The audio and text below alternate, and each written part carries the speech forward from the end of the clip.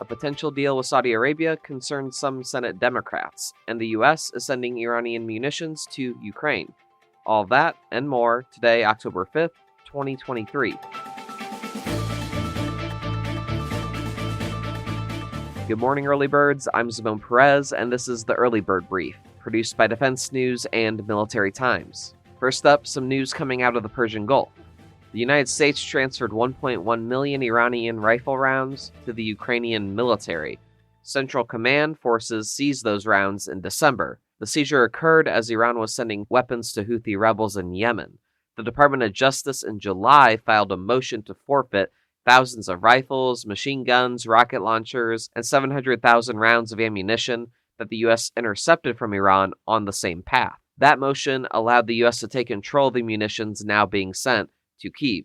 The seized 7.62mm munitions won't be as useful as other types of shells that Ukraine might want, but the need for munitions remains. The Pentagon said the U.S. has sent Ukraine more than 300 million rounds of small arms ammunition and grenades.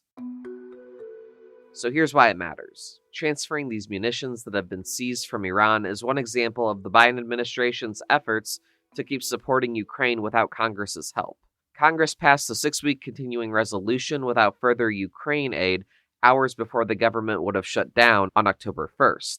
The Democratic-controlled Senate initially planned to include some $6 billion in its continuing resolution, but the bill never reached a vote. With growing Republican opposition and the House facing a new election for Speaker, support for Ukraine funding is unclear. So that leaves the Pentagon with limited options, especially because there's an almost $4 billion gap between what the Pentagon can send to Ukraine versus what it can buy to resupply its own stockpiles.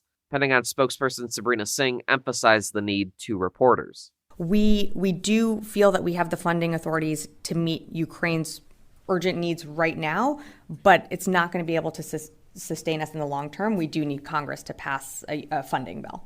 Another important story, Senate Democrats expressed concerns over security guarantees Saudi Arabia has demanded for them to normalize ties with Israel. Now, President Joe Biden needs congressional approval for any concessions Saudi Arabia is seeking. But 20 Democrats signed a letter to Biden voicing their concerns. That includes Chairman of the Senate Middle East panel, Chris Murphy, and the chamber's number 2 Democrat, Dick Durbin. In September, the State Department approved a $500 million arms sale in repairs and spare parts for U.S. tanks and armored vehicles owned by the Saudis. This includes equipment that Saudi border guards used to kill hundreds of Ethiopian migrants and asylum seekers attempting to cross into the country from Yemen, as documented in a recent Human Rights Watch report. Senator Ben Cardin is the new Foreign Relations Committee chairman and did not sign on to the letter. He told reporters last week that he expects Riyadh to address human rights issues. That includes its jailing of political dissidents and Saudi Arabia's 2018 murder of Washington Post journalist Jamal Khashoggi. A Government Accountability Office report found that Saudi Arabia is one of the most frequent offenders when it comes to targeting dissidents on U.S. soil. The report notes that no U.S. government agencies, too, have sought to enforce laws barring such behavior. Saudi Crown Prince Mohammed bin Salman has reportedly asked the Biden administration for a mutual defense treaty as well as a civil nuclear agreement. The proposed agreement would allow Riyadh to enrich uranium on its soil. This has raised proliferation concerns in the Middle East. The 20 Democrats wrote that any kind of civil deal with Riyadh should meet the agreement that the U.S. agreed to with the United Arab Emirates in 2009, which required the Emiratis to forgo enrichment on their own soil. In other news, the Navy decommissioned littoral combat ships Detroit and Little Rock on Friday in Mayport, Florida, after less than a decade of service. The service plans to decommission 9 of the ships, which were once considered the next-generation warship for the service. Now, can the Navy save funds by accepting the littoral combat ship as a sunk cost? For more on these questions, Defense News Pentagon reporter Noah Robertson makes his early bird debut. So Noah, thank you for being here. Congrats on your first time joining the podcast. So the Navy wants to expand its fleet, right? So why is it decommissioning ships that in some cases have only served for 5 years? Well, Simone, that's the question, and the trouble is really twofold when it comes to the LCS. The simple answer is that on one hand, these ships were built for a world that really doesn't exist today. one in which it was almost assumed that the Navy would be able to operate close to its enemy's coasts. This was the idea of a brown water fleet, as it was called at that time. And the LCS was really a part of multiple programs that were launched around the same time in the early 2000s with that supposition in mind. Unfortunately, that world doesn't exist today, at least as it regards the DoD. China, in the last 20 years, has developed extensive anti-access area denial capabilities, which the LCS was initially built to counter, but different ones. The ones that China now has developed will help it in a potential war over Taiwan and keep ships or other U.S. assets farther off its coast than was presumed at the time that the LCS was started to be built. The second problem with the LCS that is now leading to the decommissioning is that there were massive tech and engineering problems throughout the development phase. And that's not just about what the ships were built for, but really how they were built. These came out of a time of Pentagon initiatives under former Secretary of Defense Donald Rumsfeld that was known as transformation. And the idea was really that the department needed to act less as a sprawling bureaucracy and more as a sort of venture capitalist, nimble entity that would be able to more quickly scale up platforms that were needed in the moment. It sounds very seductive now, but the problem is that it's very difficult to get a bureaucracy to act in that way. And the goals for the LCS were to be developed fast, be developed cheap, and include high tech.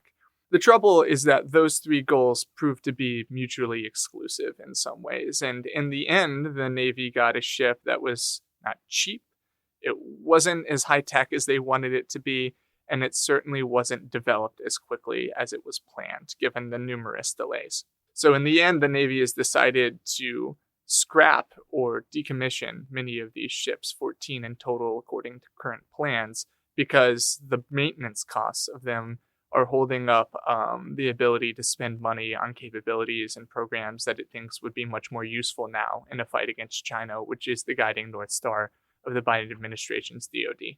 And what has the Navy learned from the LCS program? There are several things that it's learned, though many consider this program a failure in the end. The first thing is that you need to plan carefully as a department for your strategic needs of the future. As was mentioned, the Pentagon planned these ships for the supposition that they would be able to operate close to the coasts. Unfortunately, that was based on a set of conflicts, i.e. the Gulf War, that are not representative of the potential conflicts that we could face going forward. Definitely not one over Taiwan with China. The second is that it is helpful to have a platform that can be flexible, or one in which you can change out technology as more developed technology comes and is developed in the future. The trouble with the LCS is this idea of modularity that was baked into it from the start.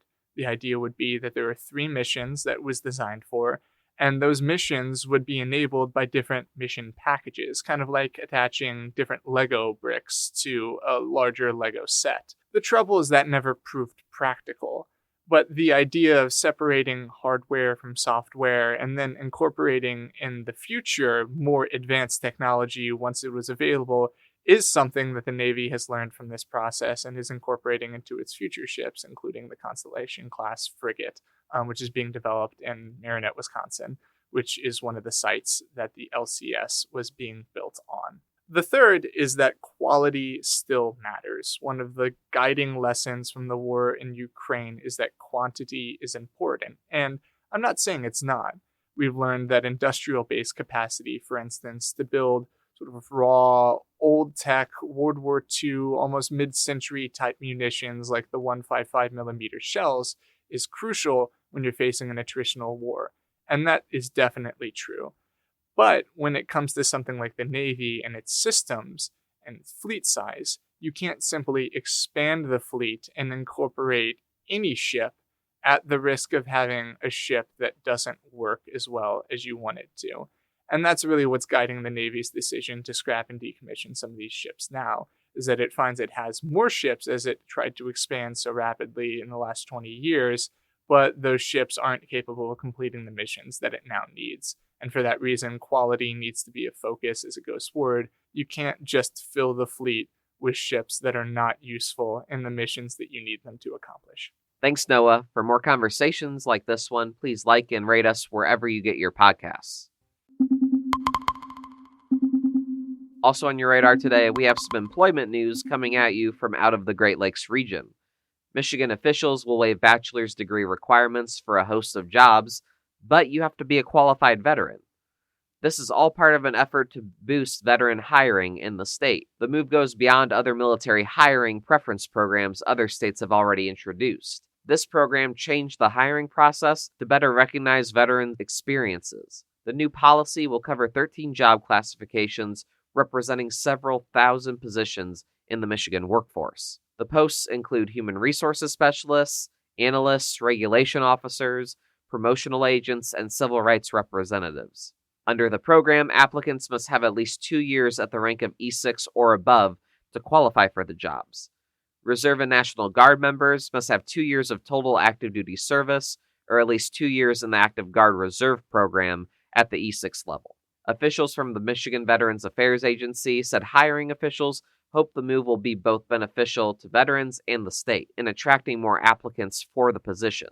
Individuals can apply for jobs through the state's employment website. The Bureau of Labor Statistics said about 400,000 veterans held state government positions across the U.S. last year. And now here's some other stories that we're hearing chirps about. The Associated Press is reporting that the attorney for U.S. Marine Corps veteran Dan Duggan said an extradition hearing in Australia should be postponed. Duggan is accused of illegally teaching Chinese aviators. The Environmental Protection Agency approved the military's plan to defuel the Navy's Red Hill bulk fuel storage facility. It outlines how safe defueling will occur at the storage facility, which previously had numerous leaks and material spills.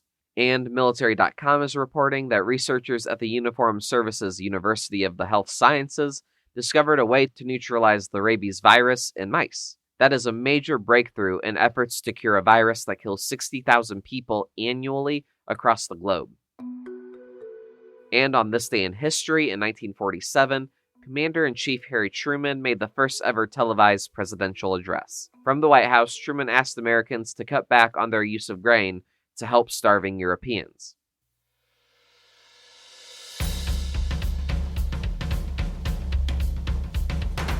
That's it for us this morning. To get more top stories and breaking news, go to defensenews.com/EBB to subscribe to the Early Bird Brief newsletter.